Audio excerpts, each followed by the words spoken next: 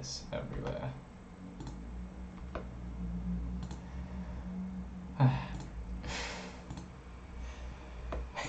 Alright. I should be starting up. I hope so.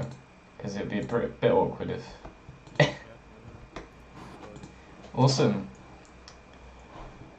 Awesome. Alright.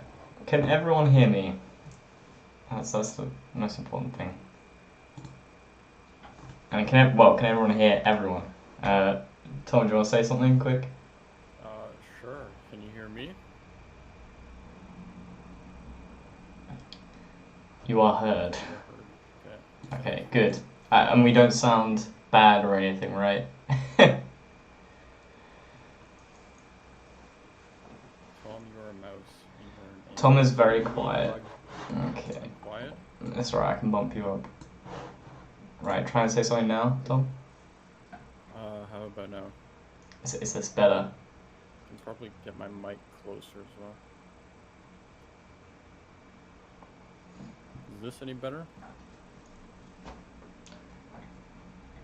Quite quiet? Still quiet. Okay. Can boost the gain? How about now? Oh my god, I Get some background noise though. think that might have worked. Barely? What?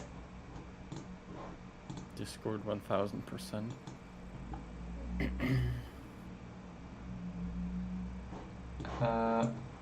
Wait, is I'm it? pretty sure my input volume is at 100%. That's better? Okay. Good. I need to turn him down a little bit for my own ears. Because there's only so much I can withstand. Barely louder? What? 200% was good? Oh no. My ears are gonna bleed. Hang on. For a great start. Can you turn down your headphone volume maybe? Could do. Like separately from... He'd be doing his devlog voice? What is my devlog voice? Speaking. Speaking is now your devlog voice. Okay. Does this sound good now, guys?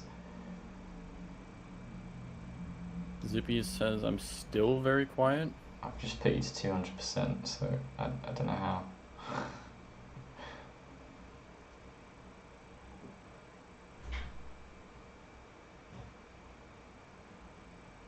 Still, It's a bit less my. Canadian. Yikes. Still very quiet. How? I mean, I can boost the gain a bit more, but it's probably gonna start picking up background noise. So Okay, hang on. I'll just try the Tornado, I'm not a networking wizard. Alright, that should be a bit better now. Press your face against your mic like this, Rug. You just sound like one of those commentary channels that have just started out. Yikes.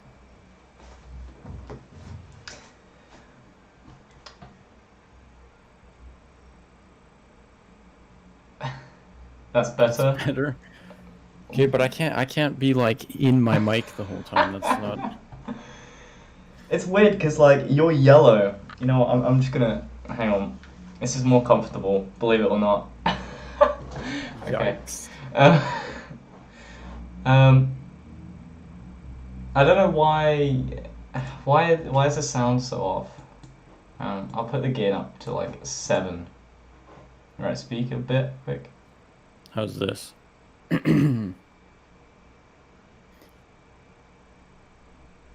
That moment of silence. Much better if you press your face against it. Man, that makes you look so tall. It's okay now? Good. Good. I'm glad it's okay. And hello, Pat a Pizza. That's a great name. Alright. Well, after that pretty disorganized start. Yikes. Don't worry, it wouldn't be Indie Dev Chat without it, to be fair. So hello everyone, and welcome to Indie Dev Chat, a live streamed weekly show where I talk to fellow developers. What the hell am I wearing? If you're watching us on the stream, you may ask us any questions you have, and we'll try to answer them as best you can. And And yeah, what the hell am I wearing? I'm wearing a monkey costume. I thought it was a good idea to like ask Twitter if I should wear a monkey costume, and I gave them three options, and I shouldn't have, because one of the options was every single episode Yikes. tonight, and no, don't do it. And of course, everyone said every single episode. So here I am wearing a monkey costume for every single Indie Dev Chat episode from here on. Don't do that. Just veto it. Yeah, well, I am the host. Bad idea. I am the host, so you know. Yikes. All right. Well, it's great having you here, Tom. I know I've had a lot of people tell me I should be here, so. Oh really? It's good to make it happen. Yeah. It's really weird when I've been people say that. pestered. You've been pestered.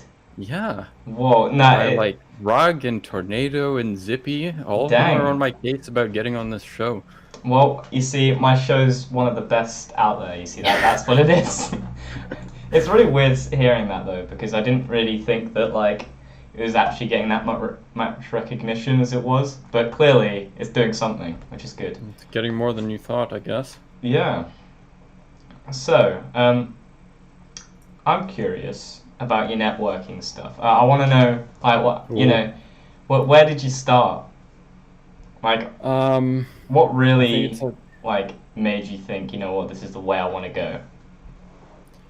Well, I mean, it was always, like, multiplayer games have always been what I enjoyed playing the most. Like, right. So in my mind, it was kind of like, if I can program games, I might as well go all the way and, you know, learn multiplayer, because I want to make things that I actually want to play in the end. So, I actually, after learning to program in Swift, which is Apple's language, for, I don't know, 3 or 4 years, I decided to switch to Unity and C#, and then like within, I think, 2 weeks, I was like, okay, well, I know how to use the engine the tiniest bit, might as well just go all in. Yeah. Which, I mean, ties in a bit with Rob's earlier question about, you know, starting small projects, because I mean, I did that before Unity, but once I switched to Unity, like, small projects were kind of not a thing. Yeah, I feel that. Which, I mean, it was both, I don't know if it was a bad thing, but yeah, it definitely might have been better to start with some smaller projects, maybe do a bit of single player stuff first, but I mean, in the end, it sort of all worked out. So. Yeah. So, like, did you start off with doing networking as you, like, started Unity, or did you do it, like, after a short amount of time, or, like... So, I started Unity and C#, and I did, like, the rollerball tutorial, and yes, I did that. That was my first thing that I did. I was like, wow! Yeah. Yeah, I made a ball roll around. Yeah, and I was like, I'm gonna really and then from there, myself. like, within 2 weeks or so, I was like, okay, I know the basics of C# now, by far, like, a lot less than what I know now, of course, but, and then I was like, well, might as well, you know, try and learn multiplayer. So, like, I think it was within a month of picking up Unity where I sort of took the plunge. And at the time, Kevin Kaimak had some tutorials on networking, which those helped me a lot. And then, unfortunately, he took them down a while later. I think some of them are back up now, but yeah. Right. So, Rob asked a question, and before we forget about it, if C# was taken away from you, which language, that's a new word, which language would you replace it with? That's a tough one. I mean, I don't know, I might go back to Swift just because that's sort of like what I've used the most after C#. Yeah. And I mean, I did really like that language. It was quite nice. The syntax is really simple, so it's definitely good for like getting started. But I don't know. I really like C#. I don't know if I'd survive C# being taken from me, honestly. Yeah. I feel that. I mean, I feel like I probably would have gone for like another C language, right? Like, I feel like if anything, I probably would have switched to Unreal if it was taken away. Yeah, from me. maybe. because Although blueprints, I don't know. In yeah, C++, but I mean, yeah, but at least you can still, make games in an engine sort of thing. Like, true. I couldn't switch to like, go from Unity to like Pygame or something. I'd like, Although, I mean, if we're taking this thought experiment to the extreme, would Unity still support JavaScript if C# wasn't a thing? Because then, it's a good point. maybe I'd be using JavaScript. Yeah, yeah. I mean, it's a bit hard to know because it hasn't been taken away from us, thank God. um, but yeah, so we got another question. Oh, I was about to say from Rob, but we actually got some Tornado Tornadoily. Tornado Ally, I think. Oh, okay. Well, I'm sorry. When you were young, what brought you into the game dev culture? Um, I mean, for like the longest time, I've always liked building things. It started with Lego, and then I discovered Minecraft, Right. where it was like that was mind blowing because with Lego, the limitation was always like the number of blocks I had, and I always wished that I had more. Yeah. And then so with Minecraft, I was like, whoa, I can literally build anything I want, and I'm not limited by block numbers. Mhm. So that was insane. But like the entire time, I was sort of wondering, like, someone must have made this, so I wonder if like I could do that too. Yeah. And then at some point, my dad, he got an email from Khan Academy about the Hour of Code, and he Mhm. was like, "Hey, you should try this." And I was, I think, 12 at the time or something, and I was like, "This sounds interesting." So I tried that out, and I mean, I was absolutely hooked after that, even though I was just making like shapes appear on the screen, and that's literally it. Yeah. So that's kind of what got me started. And then after a while, I finished all the Khan Academy tutorials, and I was just like, okay, now what? Because on Khan Academy, you have like the in-browser, um, I guess it's an in-browser version of a compiler, Mhm. but you can't really publish that to anywhere. So I was Yeah. like, okay, well, what if I want to play my game on my iPod? Like, how do I do that? And so that's how I ended up finding Swift, because at the time I think it was still pretty new. Mhm. So it took some time to like figure out how to get that all working, and then yeah, my parents helped me pay for a MacBook, because you need Xcode, which only runs on Macs, unfortunately. Mhm. And so from there, I started building small 2D iOS games, and then after I think 3 or 4 years of that, I switched to Unity. So Mhm.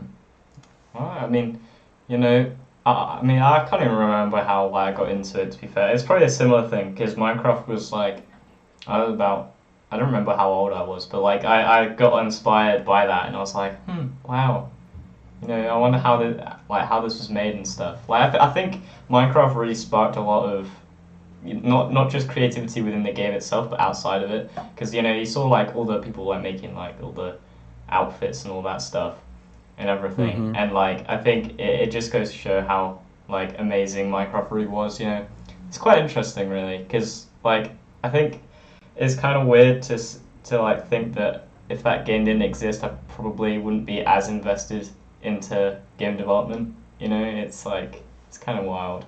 Um, yeah, I think Minecraft had a big impact on a lot of us. yeah, yeah, exactly. Um, a question from Rob: Are all of your IRL friends coders, or are you the odd one out? Um, I mean, it's kind of interesting because I've been programming since like middle school. And at that point, I was definitely the odd one out, except for maybe like one other person. Yeah. Although, um, yeah, and I guess, but like over the years, I sort of became friends with other people that were into programming. So, in the beginning, definitely I was the odd one out, but at this point, like, I'd say maybe half my friends know at least something about programming, whether it's because they want to or because they have to for university or something. So, Hmm. Yeah. Yeah. I'm the odd one out in my. Uh, well, no, now I'm not, but I used to be. I used to be. Like, right at the start, I was like, there was no one else programming. I felt so alone. It's really different. But yeah. Uh, question from Jay, or J Code. When you started networking, uh, did you ever abandon it because it was too hard? Oh, well, I don't know if the networking itself. I mean, there were definitely no, I don't. Yeah, so as I was learning that, I definitely stuck with it because um, it was sort of slowly starting to make sense. I did take a 1 month break from working on my game. I think 2 years now, just because I went like I don't know if it was burnout or just like I need. I mean, I just felt like I had to do something else, and Hmm. um, so I don't know if it was because it was too hard. I think it was more because I was sort of maybe overworking myself a bit, and Yeah. so. But I mean, there's some networking stuff like with client prediction where it gets really complicated and confusing. Um, where I sort of pushed through, but then in the end I had issues anyways, so I sort of took it back out. So I guess that would sort of be taking time off or whatever. Yeah. Um, question from, I don't know how to say that name. Sably. Uh, did Tom start his development on the pirate game before Sea of Thieves? When did Sea of Thieves even come out? Was that 2018? 27, 28, I don't know. 2017? Sea of Maybe. Thieves release date. 20th of March 2018.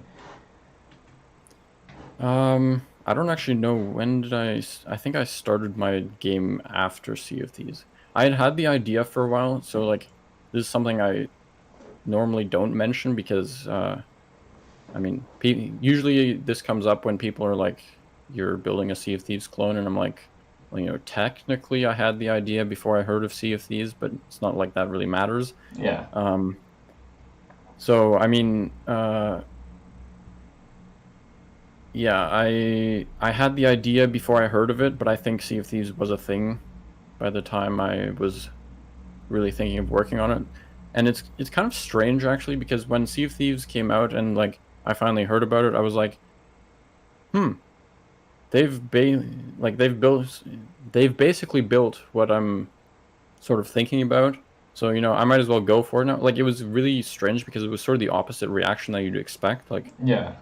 I would have thought that if I see someone building what I was gonna do, then it's like, well, why bother doing that as Yeah. well? Yeah. Well, Um, I think seeing, I think it definitely depends on like how big the other game is. I think like if you feel like you can compete against it, I feel like you get like a bit of a competitive yeah, mentality. Whereas like it's very unrealistic for one indie developer to like compete against a company yeah, with like hundreds of employees. So I feel like that's definitely a big thing. Um, especially when they're backed by Microsoft. yeah, yeah. But it doesn't actually. It's really weird because like I feel like it really depends on also your mentality. Like I feel like if when you're starting out in game dev, you feel like um, you're the best, right? Let's be honest. Like I think every game dev as they start, they don't really like they haven't got into the actual difficult stages, and Yeah, they're just like, wow, I'm programming so smart and stuff like that, and then they're shown that actually it's a lot harder than what they think. Um, and yeah, it's a very it definitely depends on like yeah again how your mentality is because like if you're willing to accept the fact that yeah you're probably never gonna make a game as big as whatever it is then I think it does definitely help you to keep it up with what you're doing because like yeah, yeah. but I think And I mean, in another way it can inspire you to work even harder so that you can eventually have some sort of game to that scale. I don't know. It really does depend on like again what your future goals are really. Because like if you're just planning on being indie forever, then then it's a completely different story. But yeah, yeah, and I mean, like, I've sort of I play Sea of Thieves Hmm. quite regularly, actually, with some of my friends. And so, like, in some ways, I take inspiration from it, but in most ways, it's usually like things that I would have done differently.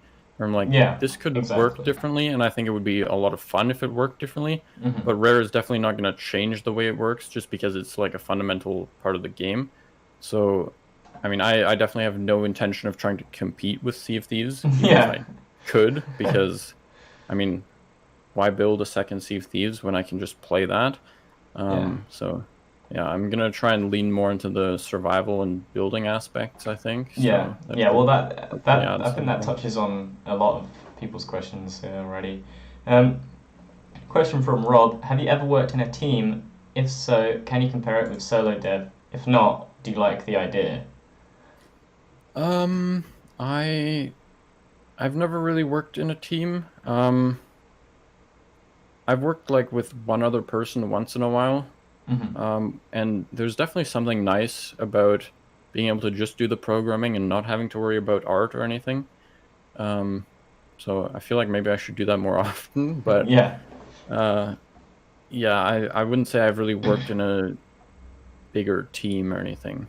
yeah, yeah. No, I mean that's completely different to how I am. Like when I started, like I was like, oh yeah, I'm gonna be completely solo, and then like 2019, like mid 2019 rolled around, and I was like, okay, I can't do solo anymore, and like, cause I realized my art skills and stuff, it wasn't something that I really enjoyed anyway, and like I wasn't really interested in like developing my art skills at all. Like it just didn't appeal to me, and then I put out this really crappy advert, and luckily got a 3D modeler, uh, and yeah, but now we're still working to this day, and it's pretty cool. But yeah, I mean, sometimes I do kind of wish that I did go indie like occasionally, like just for the sake of like, because I know that when I was working alone, I did like learn a lot more. In some cases, like when you're working with a team, you're a bit more restricted to what you can learn, but in a good way, I guess. Like I don't really know how to explain it. Like I feel like I would probably be in the same position even if I was completely solo, but I feel like there would be like completely different like oppositions in my head. Because I always think about like the future and stuff, and I personally didn't see myself really making it alone. Yeah, I mean, there's definitely something about like building the whole thing yourself, but at the Yeah, same time, in a lot of cases, it's just not feasible. yeah, Like, um, I'm still working on my project solo, but I don't think that's gonna last too much longer. yeah, Just because, like, I mean, I enjoy modeling, especially because that's something you can do on stream relatively easily. yeah, yeah, So I think I'm probably gonna start streaming a bit more because I have quite a few models to make, and I want to like redo the ships and stuff. But in terms of like sound design, like I'd like to experiment a bit with making music, but on like a full scale, like making enough music for an entire game, and then on top of that, all the sound effects. Like I don't think I'm gonna do that all myself. It's just yeah. so much time that would go into that. Yeah, It's not, exactly. yeah. Yeah, I mean, it doesn't really make much sense to like. I think there's definitely a cut off point to what you can do, obviously. Like, and I think understanding that within yourself is very important in order to actually grow, like as a developer. Like realizing where you can and can't do things. Like it's something that I think when you're first starting out again, a mentality that like you're the best sort of thing. It sort of makes you feel like there's nothing you need to improve on and stuff, or you feel like you need to improve on things, but you don't know what. But like as you go further on, you definitely think about that a lot more, I'd say. Yeah. So this is actually an interesting question. Sably says, I have a problem where I start on a project and then start on a new one after a week or two. Do you have any ideas how I could stick to one project? Ooh, that's a good Yeah. question. Uh, Yeah. Do you want to say yeah, something sure, first? I could. I'd say. You see, for me, I've had that problem so much, and like even I can't really get out of it when I work because I want to have like a solo project on the side and stuff. Um, and for me, like after 2 weeks, you can even whatever project you're working on, even if you're with a team or whatever, like even with that like accountability behind you, it's really important that like you keep at it and go past this 2 week gap because I feel like there's a certain point after you're developing that you obviously you're gonna have a dip and like it's really easy to fall through that dip. I'd say like it's very easy to like fall victim to it, and it's really important that like you push past it because after you've pushed past it, then you could be back onto a good like whatever it is, motivation stuff. I don't know what the word is. But yeah, Yeah, I well, think, I mean, like when you start a new project, there's like, I mean, it's probably some kind of dopamine rush because it's all new, and generally, like when you're just starting a project, you make like a lot of progress because you're like developing the main mechanics, and that's usually a lot of fun. But then eventually that sort of dies down a bit, yeah, either because you have bugs to fix or things to polish up, or you have to do work that you don't really enjoy. Like I've been avoiding doing animations for so long now, but like at this point I sort of like I need to start working on that. yeah, Um and so that's definitely not something that has me waking up at 6 a.m. in the morning excited to, work on my game. Um but like in terms of sticking with like I think you really need uh, to be working on something that you want to play in the end. And when you have that temptation to like drop the project and move on, like you just need to remind yourself why you're doing it. yeah, Because, and I mean, like the feeling of finishing a project it's so great.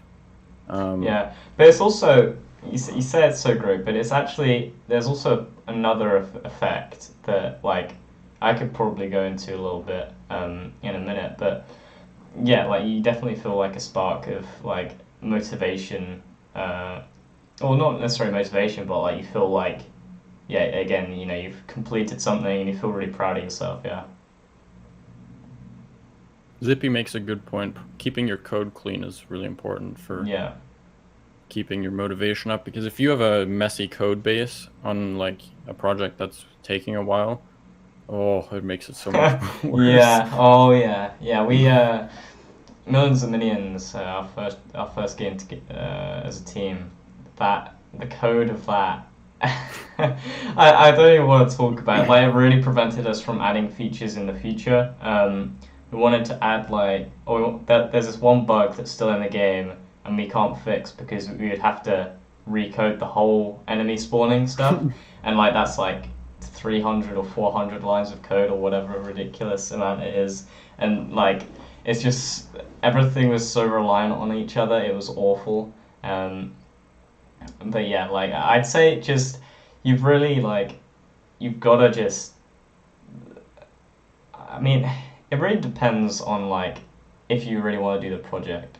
Like I think at the same time as like reminding yourself like why you want to do this project, you've also got to remind yourself, or not necessarily remind yourself, but like think about if this is definitely what you want to do, because you got to think about where the source of this like feeling is coming from, right?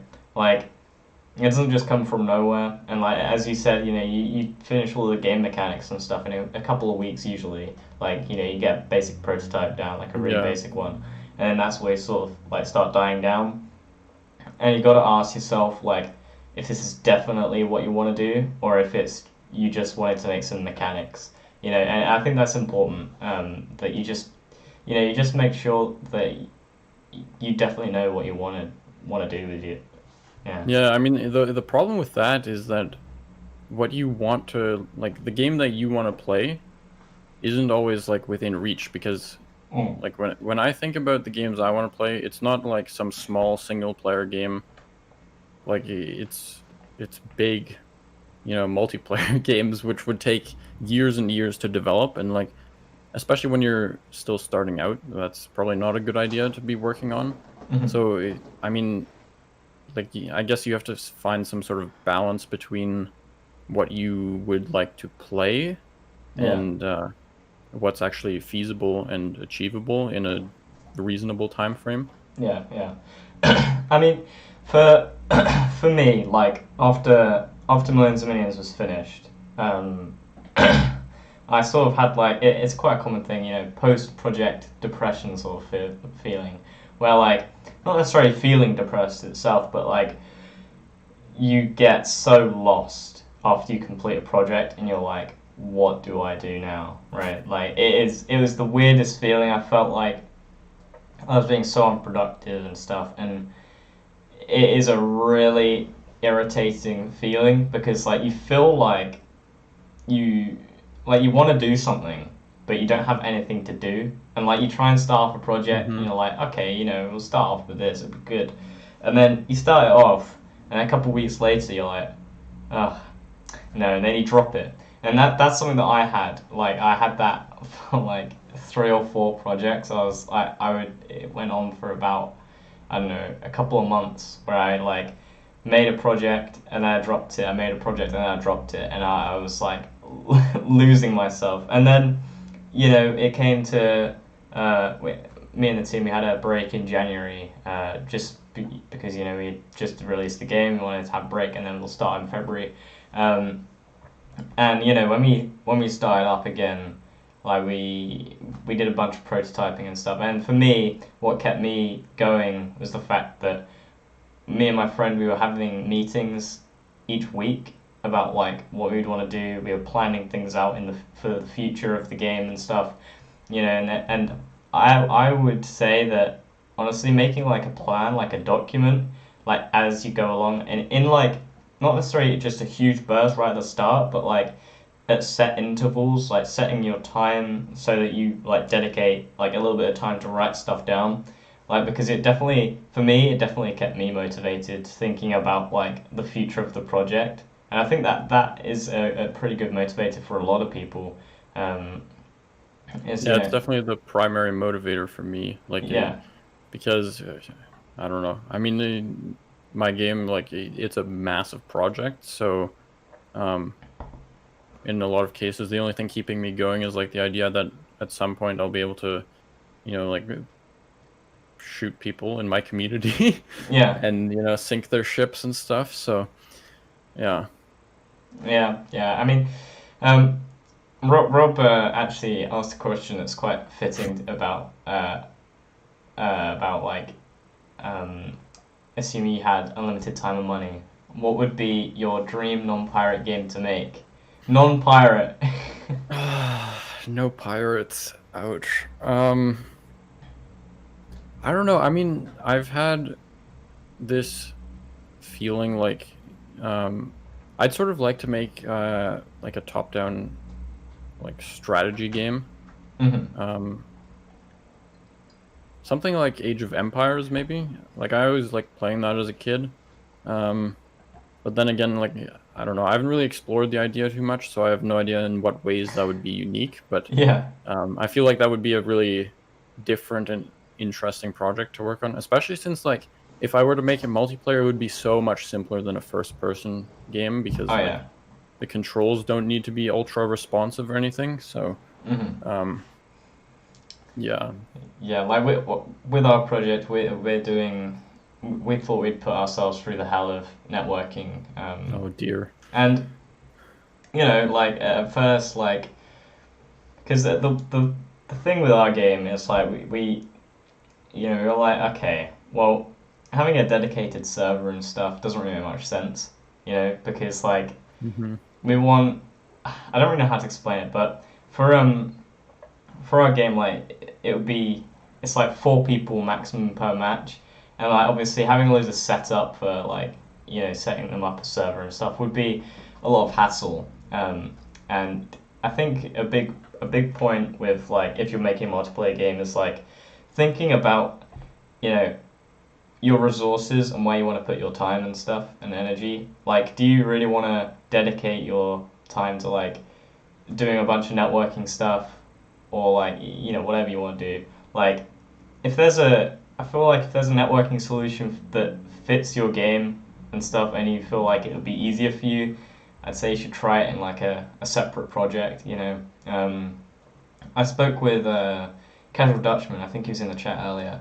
And at first, I was completely against like the idea of like online multiplayer and stuff, and I was like, you know what, this doesn't make any sense. Or I can't remember my exact like arguments, but like, you know, like we sort of it started off where we were thinking of just local multiplayer, right? And then it sort of expanded from there, where he's giving a very valid points. Like he was saying, if you're gonna want to port the game to like Xbox and stuff, having a local multiplayer probably won't be appealing to like a lot of console users. And like probably the highest chance of a console being like, or the best console for local multiplayer would probably be like the Nintendo Switch and stuff, right? And yeah, like from there we sat down, and I was like, right, I'm gonna try Photon, and if that doesn't work, then we'll stop, because I tried Mirror a few weeks ago, and then I was like, okay, this is alright, but it's pretty trash. Did you watch Rob's videos? Yes, I did. But I did learn a lot in terms of like how networking actually worked, if that makes sense. Like a few weeks before that, I tried Unreal Engine, and the fundamentals of networking was something that I really learned whilst trying to use like Unreal Engine and stuff with like the multiplayer stuff, and I think that's definitely carried over. I feel like that goes for a lot of programming as a whole. It's like knowing the fundamentals of what you're doing is not necessarily more important, but it's definitely very helpful in understanding what you're writing and stuff, rather than writing gibberish and going, oh, RPC, I don't know what that means, but we'll put that in. That sounds cool, And like now that I fully know it and stuff, it really helps to really establish a lot of like problems I had before and stuff. Yeah. Really quick, back to that question about unlimited time and money. Zippy Zach made a very good point about making Ready Player One, because that's just, unlimited time and money. You got to take the opportunity and go big. Yeah. I'd say like like No Man's Sky sort of thing, but like bigger would be really interesting. Like I've always been interested in like sci-fi and stuff, and I feel like it would be a really interesting like game where, I don't really know how you can get bigger than No Man's Sky, really. I don't really know like where that would be, but like like things like I don't know, actually, I have no idea. But a game like No Man's Sky would be pretty cool, but like don't know where. Don't know what I'd do. Anything like massively big and immersive. Yeah. Well, if you really want water in your game, you could always make a swimming simulator where you just swim the open ocean for forever, and that is unlimited time. You see, Okay, wait. With the unlimited time and money, does that also involve unlimited computing power? Technically it does, right? Because unlimited time means that. Actually, I don't know. Unlimited money means quantum computers for everyone, right? Yeah, everyone that buys the game for £1 or $1 gets gets a quantum computer. Wow, what a deal! Yeah, and little do they know it's actually just a scam. Oh no. Yeah. Yes, unlimited computing power if you like. Awesome. Yeah. Okay, we're making the Oasis. I think it would be it'd be very weird to make a game within a game within a game. Like imagine like you're playing, like how in some games they have like arcade games, like arcade machines and stuff. Like imagine you're playing a game, then you have to put on like a suit or whatever it is, and like you put on a suit in real life, and then you're in that game within that game. and then you have to take it off to then, whoa. Yeah, but I mean, see that's basically just recreating the whole simulation theory, right? Yeah, it just goes on forever. You have to put on a suit and then a suit and then a suit. And And then, but eventually, your technology in the game becomes so good you can make another simulation. whoa, and then you can, yeah. I mean, unlimited quantum computers would mean that you would never have to worry about RAM allocation. You know, it's like 1 terabyte of RAM or something ridiculous. Yeah, you go on forever. Um, oh no, if someone. No, I'm not doing a dance on the stream. That's not happening.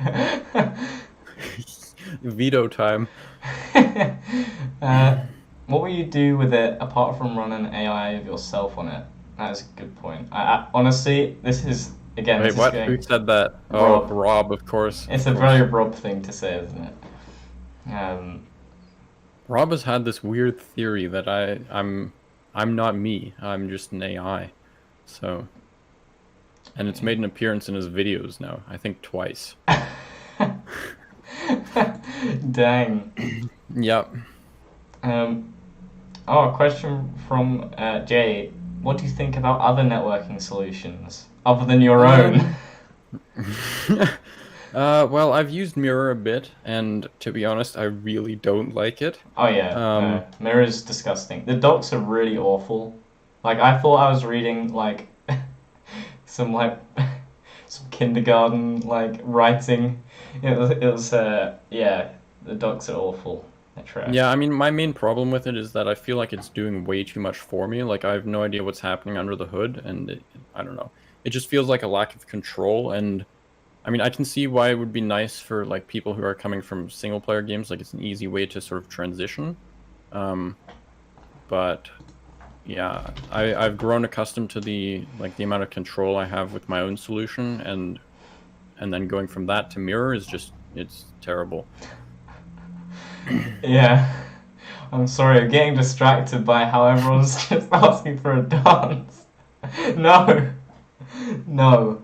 No, it's not happening. I can't do it.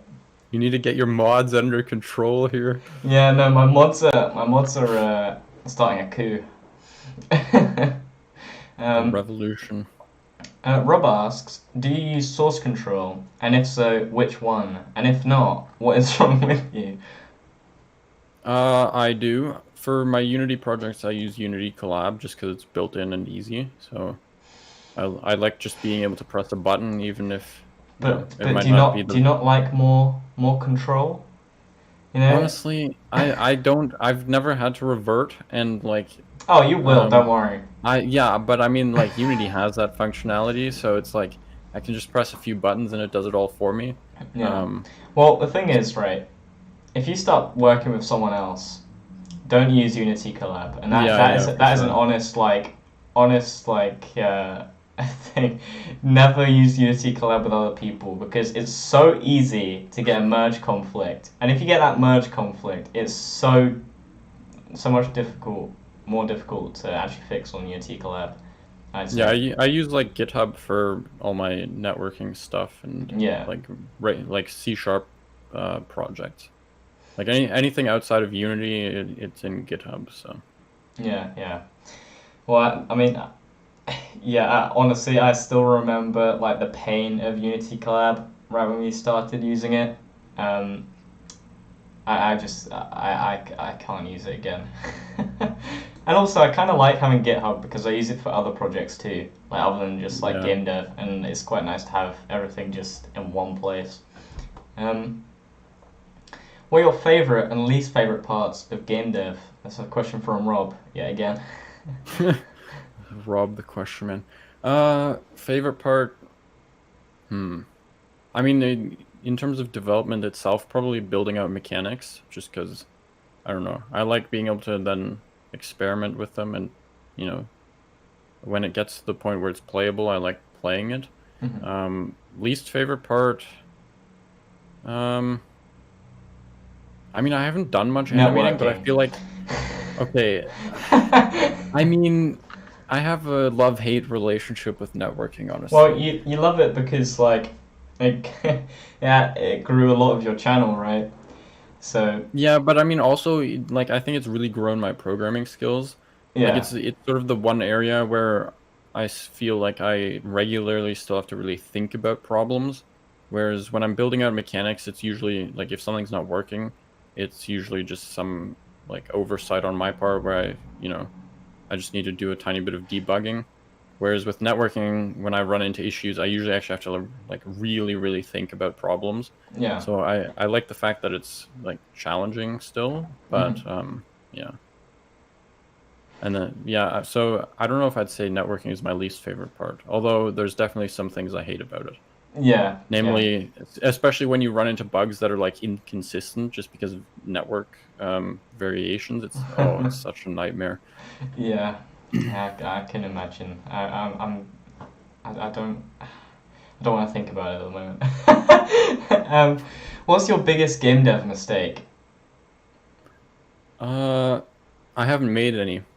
Just Okay, kidding. well I mean, if you've done that, I wanna know how. um, I mean, honestly, I don't know. There's been some like really dumb things I've done in my code where like it cost me hours of debugging time. Hmm. Um, like I can't remember what it was, but once I had this really strange issue and nothing made sense, and then like 7 hours later, I go into a file that like where I was storing a bunch of constants, and I realized I had misassigned one. Oh Like no. it had the wrong value, and I was like, oh my, like that was like, and then it's like that weird feeling of being so relieved that you finally found it, but at the same time being terribly angry with yourself for Yeah. taking so long to find such a dumb little mistake. It's Yeah. yeah. I hate when like it could be the simplest of changes. Like earlier, I can't remember what it was, but like uh, it's hard to explain. But basically, with like the photon RPCs and stuff, you have to. It takes like case sensitive like into account, stuff like that, and you have to. Yikes. Yeah, yeah. So you have to rather than calling the actual method itself in like the parameter, you have to actually like put it in like a string format, and I Oh. I think it's called like face player or something, and like for some reason because it wasn't my code right that I was using, like, I was using my teammate's code, like I didn't he wasn't following the same like coding conventions that I was, and Oh no. and like there was I think it was like a lowercase on one of them on like one of the parts, and it turned out that's supposed to be uppercase, and oh, I literally, I was like, what? Why is it throwing this error? Like, I was confused. Like, it was like getting really angry at me for it, and I was like, what is going on? And yeah, it took me like, it took me like 15 minutes to actually hunt it down. Uh, I mean, it's always the tiniest. Like I keep saying this, it's always the small things that take the longest time to solve. It's absolutely ridiculous. Like the amount of time I've yeah. spent debugging the simplest things and just like not noticing it. It's don't even want to think about it. Huh. Yeah, yeah. No, I hate some. I hate like there's so many things that you accidentally do, and like it's, it just it's so easy to get angry at yourself for it as well. Like especially Hmm. if it like lasts like like a whole day. Like those are the Yeah. actual Yeah. worst. Like I hate that so much. Like I think like I just hate that. Hate it all. Every single time it happens, it makes me so pissed. How old is Head Tilt? 2 years old this year, surprisingly. Yeah, I started when I was like 16. um, but yeah, uh, like actually going with um, the whole like bug stuff. I don't know how to really explain it. Like with the ones that last like a day and stuff. I guess this isn't really relating to it much. Okay, never mind. But like, one tip that I'd give, I guess this goes back to the question about like the 2 week, like dropping a project after a couple weeks. One thing that really helps me to like stay motivated is like I'll half finish a task before I go to sleep or do whatever, because then when I'm back I have something to do straight away, and like I feel like And you've already started it. yeah, and Yeah. if you have even like this goes for a lot of things. Like if you just have even just a little bit of something to do, if you do that one thing, it can motivate you to do more things and like explodes.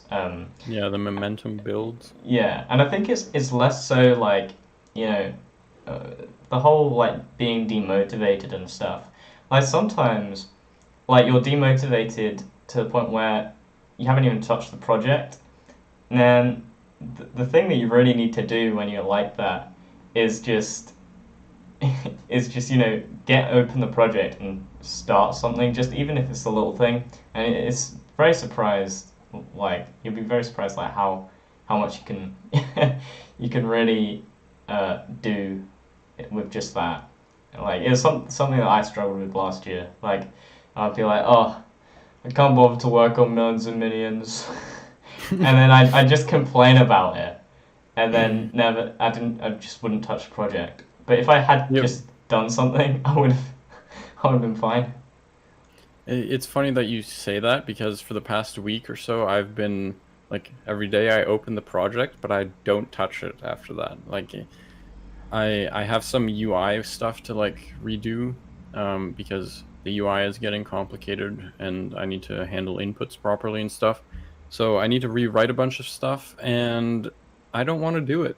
And Yep. so I just haven't touched it in a week because Yeah. like that's sort of the thing that I'm like, okay, I need to get this done, but at the same time, I really don't want to do it. And so I open the project and then I find other things to do. Yeah. And so like in fairness, I haven't been completely unproductive. Like I have done Yeah, other but you're stuff, but you're avoiding, but like the main task of I the have work. had so many hours this week where I could have been so much more productive. Yeah. And yeah, so I mean, sometimes like it just ends up being like that. And on the one hand, like you got to be hard on yourself, but on the other hand, sometimes you just got to like, let yourself breathe and take a bit of a break. Hmm. Then again, I feel like I've been taking a break for too long, so Yeah. yeah, it gets a bit tricky. Yeah, sorry, I just laughed because Vimlark's Vimlark's here and I'm wearing a monkey costume.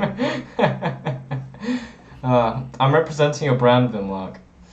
Um, question from Rob: how do you keep your dev scope tight?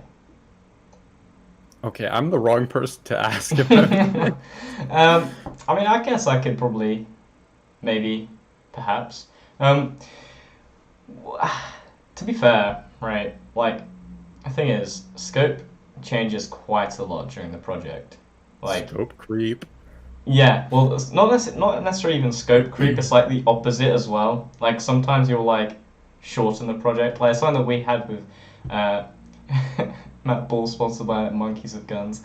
Um, yeah, like with Millions of Minions, we at first we wanted to have like a much bigger game, and like then we cut it down like quite a lot more. So it's definitely interesting.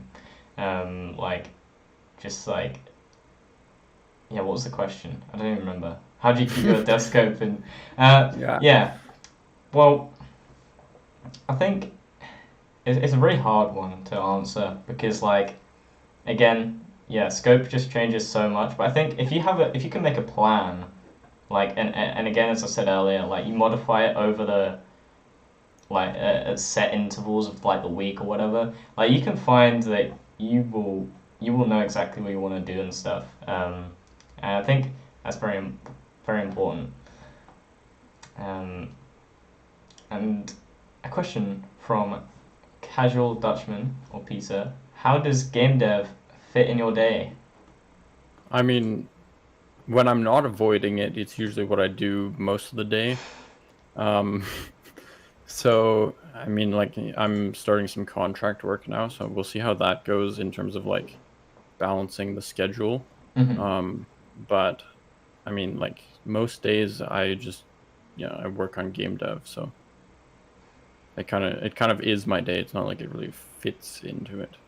Yeah, yeah, yeah. I mean, game dev is sort of like it's weird because I started off. I was like only doing like an hour a day or whatever it was, and then suddenly it's like taking up like my whole day. I'm like, what? How? 10 hours a day. Get Yeah, on the grind. yeah. And it's also really cool like how like you start adapting to it to the point where it doesn't you don't feel burnout. Like right at the start, like it's a lot easier to burn out, I'd say. Like and as you go further on, it's a lot less easy to like fall victim to it. And you definitely understand like your limits and stuff a bit more. I Speaking think. of burnout, Games by Saul said, "What do you do to combat burnout? Do you have Yeah. other smaller projects you work on to have a break?" So, that's actually an interesting question. I don't have smaller projects. I do. I mean, when I take a break, it's usually like a full break for 1 or 2 days. But what I found recently is that when I felt like I was burning out, it was usually because I had all these things that I felt like I should be doing, but I wasn't. Mhm. Um, and so somehow shifting my mindset on that to sort of like, instead of saying I should do this, it's like either it's something I want to do or it's something I need to do. Because then, like, I don't know, somehow it takes the pressure off Yeah. and it becomes either something I innately want to do or something that just needs to get done. And Yeah. there's Like no the UI sort of in stuff. between. Yeah. Although, I mean, with that, it hasn't, I mean, yeah, I mean, I guess there's a difference between burning out and avoiding doing something you Yeah. don't feel like Yeah. doing. So Yeah, no, I just wanted to laugh at you for it. call me out on it. Thank you. Yeah, no worries. That's that. You know that's all this podcast is about. It's just calling out the guests all the time. uh, Rob has a question as usual. Rob, it wouldn't be you if you didn't ask at least like 10 questions. If someone said you're not allowed to do game dev anymore, what would replace it? Um, Rob, I would tell them to screw off. Yeah, yeah.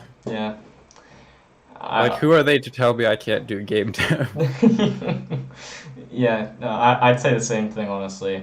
If someone like tried to, if someone tried to say that I can't do game dev anymore, like I just laugh and go okay, and then continue anyway. Yeah. Yeah. Um. Oh, a question from Zyga. Have you ever have not wanted to work on your project anymore, or have you constantly been happy with it? I have many times not wanted to work on my project.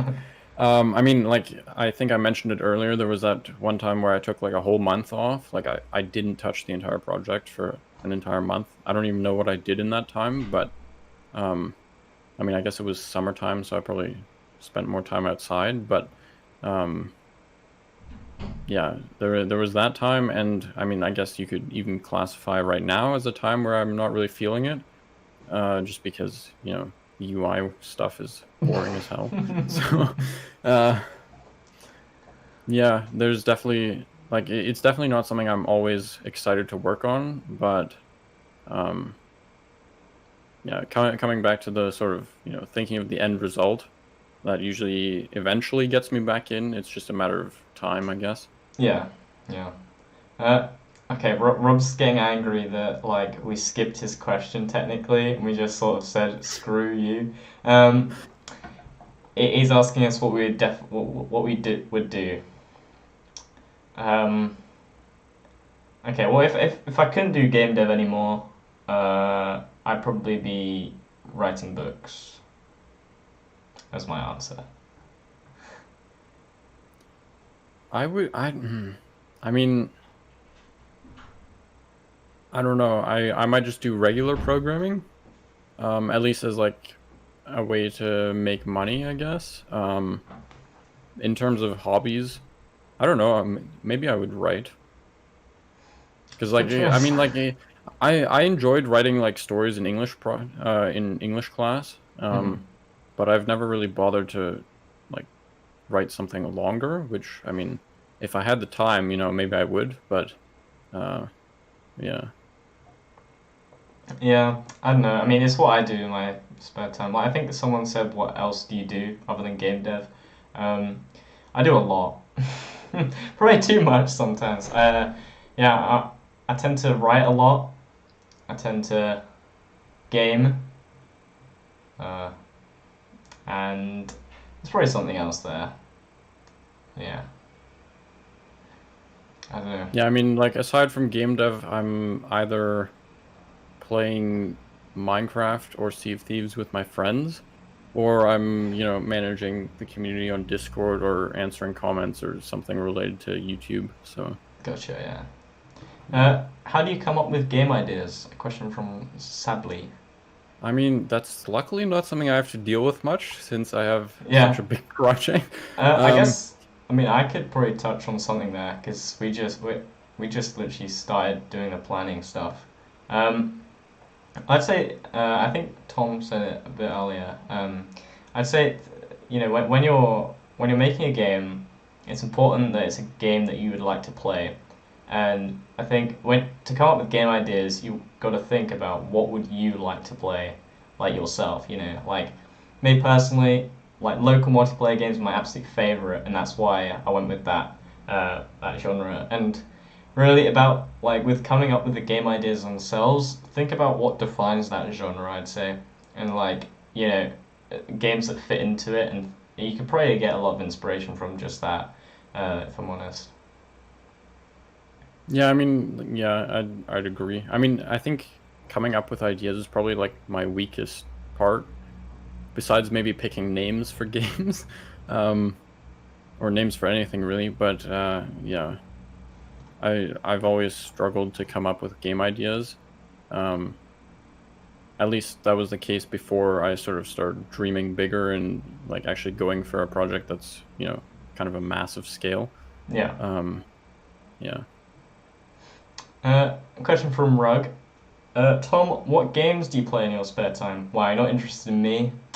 That's a problem. Uh, Minecraft and Sea of Thieves, and that's kind of about it. uh, Question from Jack or Bargy. Who would you like to collaborate with in the future? Honestly, I have no idea.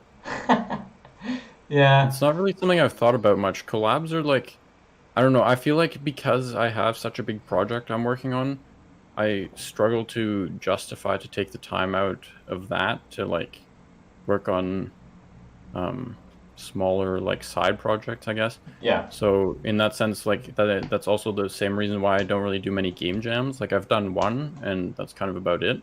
Hmm. Just because, even though it's for a short time, I don't know. I mean, I struggle to come up with game ideas first of all, but also like I don't really want to spend too much time working on something else if I could be making progress on my game. So Yeah, yeah, that's fair. Um,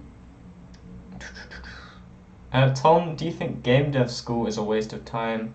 Also, did you study game dev in school? Question from Sably. I took programming class in high school, and that's about it. I haven't gone to university, but I mean, this is something I've talked with some other people on, and I mean, it can be a touchy subject, but I usually like I'd say it heavily depends person to person. Hmm. Like for me, I really don't like sitting in a classroom, um, listening and then regurgitating information.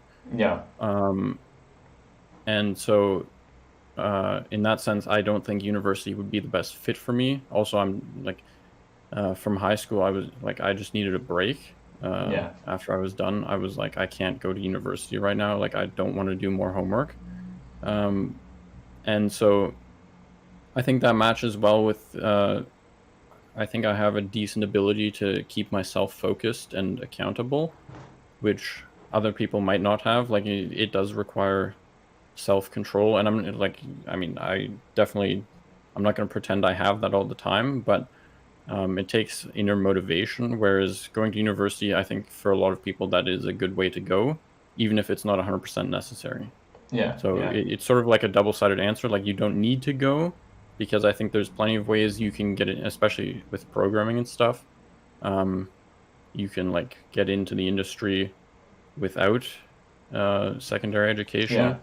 Although often, like the connections you make at university can be helpful. yeah. Um, Yeah, I mean, the reason I'm going is mainly, I mean, I think I could probably get a job if I really push for it. And like, you know, I feel like for me, like going to uni, it makes the most sense, like both socially and also like, with the connections and stuff, and also just sort of getting an idea of. I mean, for me, I'm gonna be studying like game design rather than like games programming and stuff because that's what I find the most interesting, and it's something that I feel like I'm the least like proficient in at the moment. Like I'm decent at it, but I really want to improve it, and it's the thing that I enjoy the most out of all of game development. Like me personally, I don't see myself programming in the future because it's not something that I really want to do. Um, I say in future, that could be like another few years, but still, like eventually, I do want to just be able to just focus on like design, um, and stuff like that, and that's why I'm going for it. But I guess it completely just depends on like if you really enjoyed schools and stuff, and like in terms of the class environment, did you really enjoy like the academics stuff with it? yeah, I mean, another big factor is like the cost because Yeah. I mean, I know in a lot of places in Europe, like it's free to go. Over here in Canada, it's not, and in the US, it's even more expensive. Mm. So like on top of the whole, like it's 4 years of my life. I don't know if it's fully necessary, and I don't really want to go. And then on top of that, I'd have to pay a bunch of money to do it. Like for me, it just doesn't make sense. But like for plenty of other people, I think it's a good way to go. Mm-hmm. Sorry, I'm just wondering if like it doesn't matter. Never mind. Question from Soul: what do you do in your free time, not including gaming/game dev? What's something you'd like to start doing? Um, I mean, something I guess is technically sort of game dev related. I'd like to look into music production, um, both for like music for my game, but also just like making music in general. Mm-hmm. But I don't know, it feels like one of those things that's going to take hundreds of hours to like get any good at.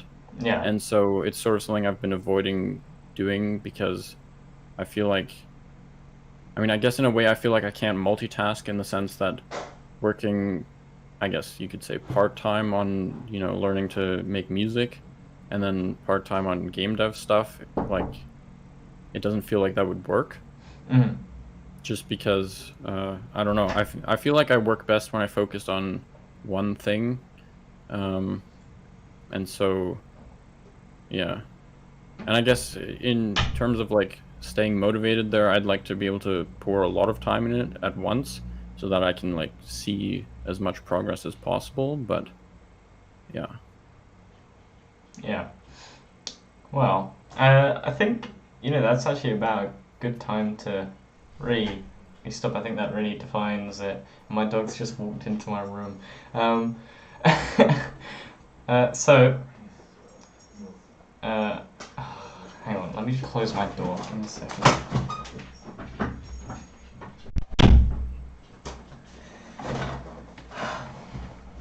It would not be my dog if he didn't interrupt me. um, and yeah, thank you, Tom, so much for tuning, taking part in the podcast. It's good to be back doing the show. I'm really yeah. Thanks glad. for having me. But yeah, I'm really, really happy that you've come along. I know we've been trying for this for a while, and yeah, super glad that we've got to it. But yeah, if anyone wants to check out Tom, his link is in the description. Make sure you go subscribe. People are asking me to dance. I'm not dancing. And yeah, hopefully we'll we'll see you in the next week. I think. Wait.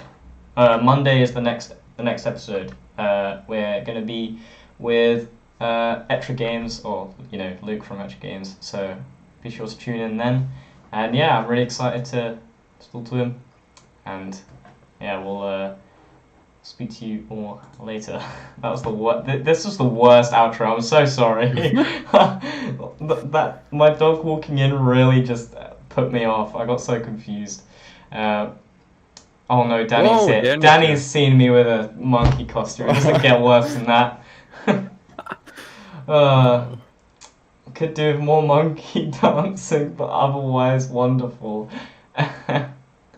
Alright, well, I'll see you later, guys.